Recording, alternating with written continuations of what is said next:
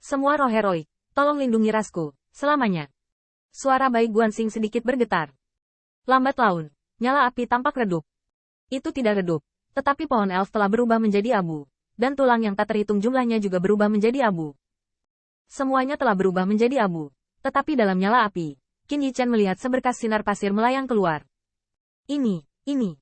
Qin Yichen terkejut dan melihat untayan pasir ilahi ini sejernih kristal seperti glasir berwarna-warni, menari ringan dan berlama-lama di sekitar mereka, seolah memberkati mereka dan melindungi mereka dengan nyanyian pujian sebelum jiwa terbang menjauh. Ini abu mereka dan abu pohon elf. Bai Guanxing berbicara dengan lemah, suaranya tenang. Dia membakar tulang-tulang itu menjadi abu. Dia adalah penggagas segalanya, dan kesedihan dan kemarahan di hatinya hanya bisa dirasakan dengan jelas oleh dirinya sendiri. Tiba-tiba, mata Bai Guanxing memadat, dan dia tiba-tiba menoleh ke belakang, melambaikan lengan bajunya dan meraung, "Pergi." Saya melihat bahwa pancaran yang diayunkan oleh lengan bajunya seperti sekelompok kerikil. Abu-abu dan abu pohon elf benar-benar dibakar dengan sangat halus, dan itu tidak palsu. Namun, Qin Yichen hanya melihat aliran cahaya yang ditarik ke kedalaman malam seperti percikan air. Dan saat berikutnya, ada suara dengungan yang teredam. "Anak Baize, kamu punya benih." Qin Yichen tercengang. Suara menawan ini sepertinya adalah salah satu bawahan Raja Dewa Malam Abadi. Pukulan Bai Guanxing tampaknya telah membuat trauma salah satu orang kuat dari Raja Dewa Malam Abadi. Qin Yichen ngeri.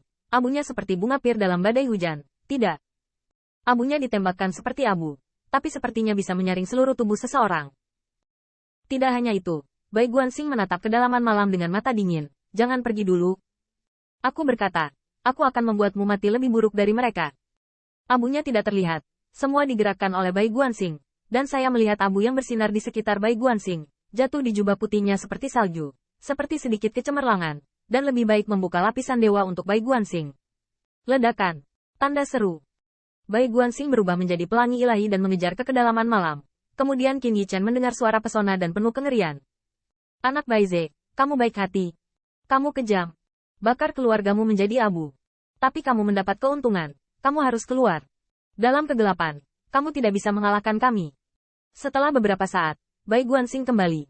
Wajahnya yang tampan dan anggun masih memiliki kemarahan yang belum terluapkan, tetapi kerumunan Qin Yichen tercengang. Apakah abu ini begitu menakutkan? Abunya tidak terlihat, dapat diubah menjadi kerikil dan langsung ditembakkan, dan dapat diringkas menjadi pelindung dewa. Di tangan Bai Guanxing, mereka secara alami dapat diubah menjadi bentuk harta yang tak terhitung jumlahnya. Terlebih lagi, ini adalah pohon elf yang terbuat dari tulang para pahlawan yang tak terhitung jumlahnya. Saya tidak akan mengatakan betapa kejamnya roh-roh kepahlawanan yang tak terhitung jumlahnya. Pohon elf ini sendiri pada awalnya adalah jimat untuk memberkati satu pihak.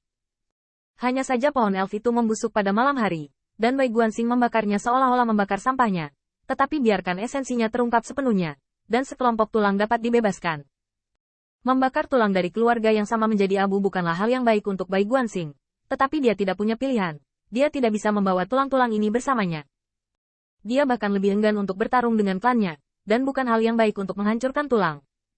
Dia hanya punya pilihan ini. Qin Yichen terdiam.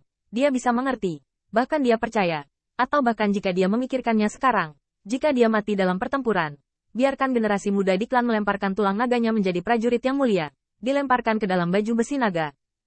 Memberkati Anda generasi muda, biarkan mereka berjuang dan melindungi rakyat kita. Bagi roh-roh kepahlawanan itu, ini adalah tujuan terbaik, berubah menjadi abu untuk melindungi keturunan mereka.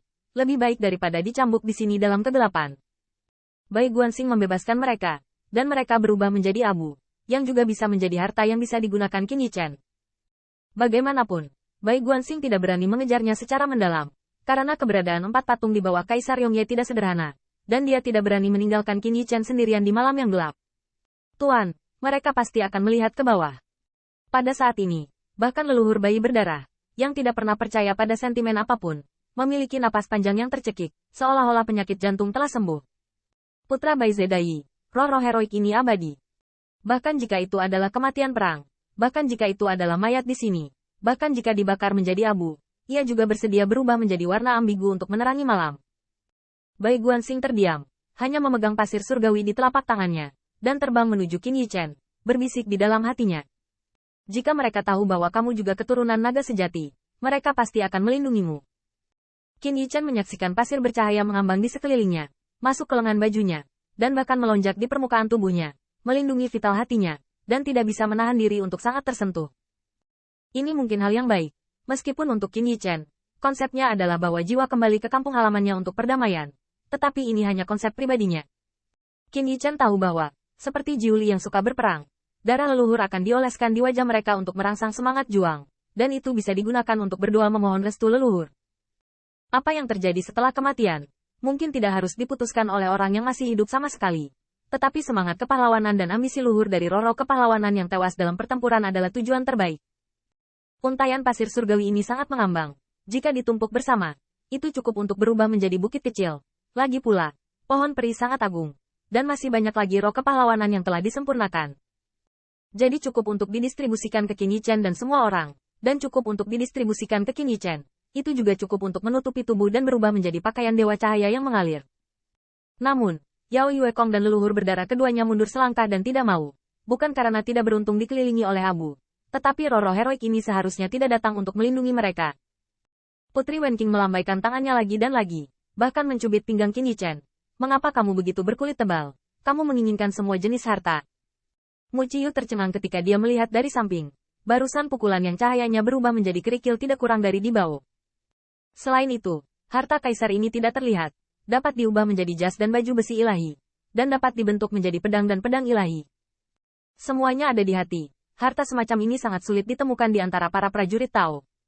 Nilai luar biasa. Saya khawatir hanya Bai Guanxing yang dapat mengubah pembusukan menjadi sihir. Dan memperbaiki tulang mati yang tak terhitung jumlahnya yang sulit untuk disingkirkan malam untuk membuat harta karun seperti itu. Roh kepahlawanan ini tidak dapat diambil. Dan pohon elf sudah sekarat. Putra Baize memilih seperti ini. Tampaknya dia akan mencapai hasil terbaik dalam kemampuannya. Tarian pasir ilahi dapat menerangi kegelapan. Tetapi Mu Qiyu benar-benar tahu bahwa ini adalah akhir yang paling disesalkan bagi tulang dan pohon peri yang layu.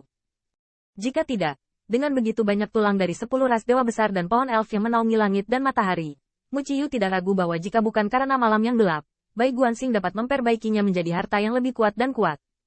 Tanda seru. Malam masih menyelimuti segalanya. Tetapi Bai Guanxing melakukan apa yang dia katakan.